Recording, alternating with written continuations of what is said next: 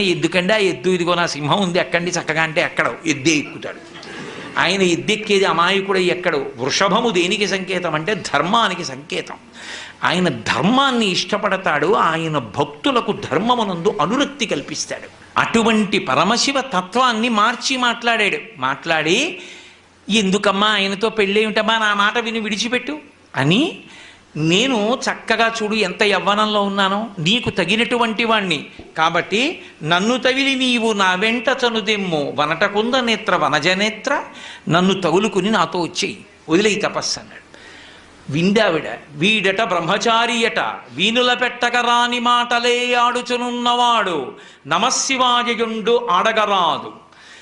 వీని కపటాత్ముని వీపున వేసి ద్రొబ్బుడని ఉగ్రత పల్కిన కాంతలందరున్. వీడు ఇష్టం వచ్చినట్టు మాట్లాడుతున్నాడు, శివనింద చేస్తున్నాడు.